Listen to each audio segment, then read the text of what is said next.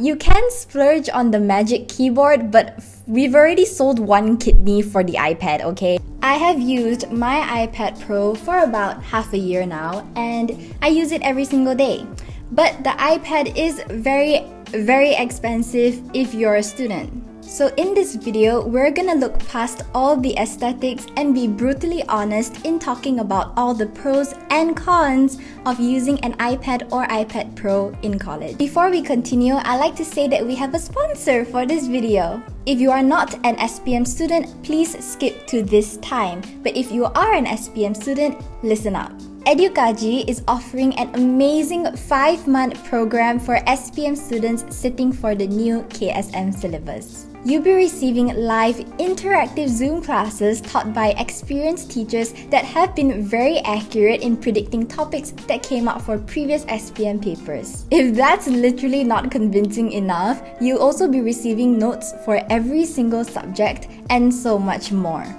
The first 1,000 students who sign up for this program will get free Sejarah notes created by a teacher that was literally involved in creating the KSSM syllabus. They not only offer you amazing services, but they're literally 80% cheaper than normal tuition prices. If you sign up before 30th of April, you'll get 20% off, and also you can use my code FAY10 to get 10% off on top of that. The link to sign up for this amazing program will be in my description box below. Now, the first pro and con of the iPad is that it's excellent for note-taking and planning. However, you might not like the feeling of writing on the iPad, and it will not completely replace paper. At least it didn't for me.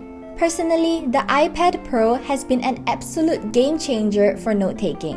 When you're taking notes on an iPad, you don't need to rush in class so that you do not miss anything the teacher is saying. You don't need to worry about running out of space on a page or needing to print out countless pictures. Let me explain. There are two popular apps for note-taking on the iPad, that is GoodNotes and Notability. I currently prefer GoodNotes because I find that it's more aesthetic and convenient to use.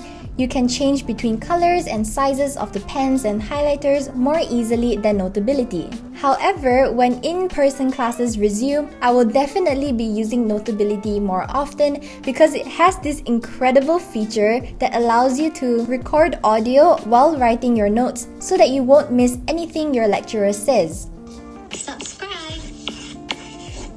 On top of that, when you're taking notes on an iPad, you can choose between so many templates, colors of pens and highlighters, you can move things around easily, change the sizes of pictures and words, and all of that. The biggest change for me is the ability to easily drag and drop images from textbooks or websites directly into my notes, which not only saves a lot of time, but saves a lot of ink and paper. Leave a comment down below if you want me to make a video on how I do my notes on my iPad Pro.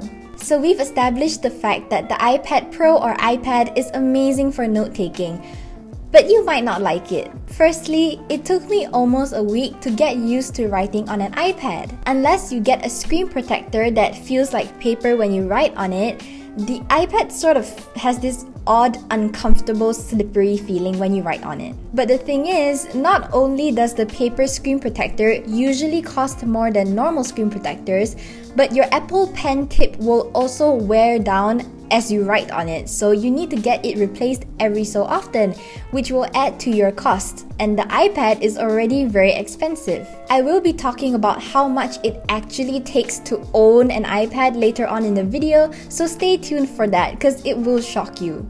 Secondly, writing on an iPad may not feel as natural or fun if you're the type that loves to use a lot of pens and washi tape in your notes. There's this tool on GoodNotes that helps you zoom into the page while you write, but I never got used to that, so I have to keep moving my screen every time I need to write, so that might be annoying to you. I just got used to it, but it's something for you to note. You can also use your iPad as a planner, but I still prefer the feeling of writing all my to-do lists and deadlines on my physical planner instead. Also, some of your classes and lecturers will require you to submit work that was handwritten, so your iPad can't really fully replace paper if that's the case. The second pro and con, which is arguably the most important, is that yes, the iPad does save you a lot of money in the long run. However, up front, it is really expensive, especially if you're a student aiming to buy the iPad on your own with your own money. As you can see here, before my iPad, I used so much ink and paper to print out all my worksheets, notes, and assignments. Ink is really expensive, and in university, you're gonna have 5 times more things to read and write, so I can only imagine how much that would cost to print. Also, you can opt to purchase ebooks instead of physical textbooks because ebooks are usually a lot cheaper or sometimes even free. This sounds great, but at first glance, you would think that you only need to buy the iPad and the Apple Pen. If you're buying the cheapest and most basic iPad Pro, that will cost you around 4,000 ringgit or 900 USD in total. So that's already expensive, but on top of that, you're gonna need to buy an iPad case and a case to house all of your iPad accessories with your iPad if you want to bring it around. If you're interested in anything that I'm showing in this video, I will link it down in my description box below. My case was around 50 ringgit and my bag was around 140 ringgit, not including shipping. And if you want your iPad to be fully portable and kind of replace your laptop, you'll need a Bluetooth keyboard and a Bluetooth mouse. I can survive without the mouse, but the keyboard is absolutely necessary if you want to type essays on your iPad. I have the very popular Logitech K380 Pebble wireless keyboard. This all costed me around 250 ringgit. And there are also additional costs for the note-taking apps, the paper screen protector, and the Apple Pen tip because like I said, the Apple Pen tip does wear down and you need to replace it. So the total comes up to around 4,800 ringgit. Of course, if you buy a cheaper iPad, the total will be lesser. But then again, this is just the bare necessities and I'm just trying to give you an idea of how many extra things you need to buy when you get a single iPad. I swear, if you don't know already, Apple is the type of company that will sell you a car and then tell you that the engine and the wheels come separately. An advertisement might play in the next few seconds, so if you want to support this channel, please do not skip the ads. Thank you! Next, everyone really raves about the fact that the iPad is really convenient, and that's true, but what they don't tell you is that the level of convenience decreases greatly if you do not have other Apple products, such as the MacBook or the iPhone. It is super easy to organize your notes, assignments, and files on your iPad. On GoodNotes itself, you can see here that I've separated all my materials to different folders, one for each class, each week, and each assignment. You can also split screen. You can watch a video, a lecture, or read your textbook while doing notes and writing your assignment.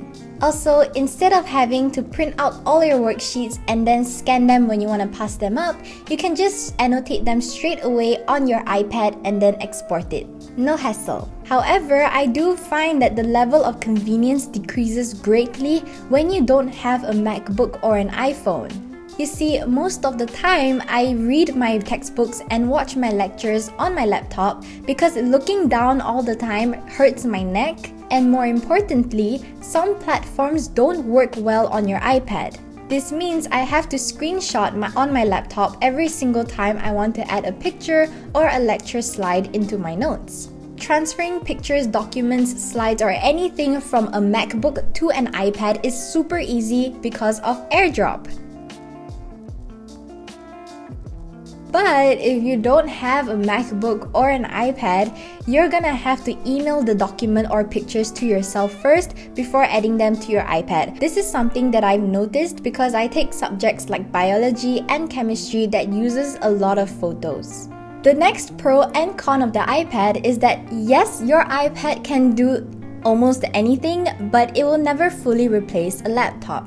Most universities will use one platform or one learning management system for everything. It's where you pass up your assignments, you attend your lectures, and so on. Sometimes these platforms or any website are not compatible with the iPad and everything just looks kind of wonky. For example, for biology, my university uses this website that is just very glitchy on the iPad. Also, an iPad is somewhat comparable to a laptop, but only if you have the necessary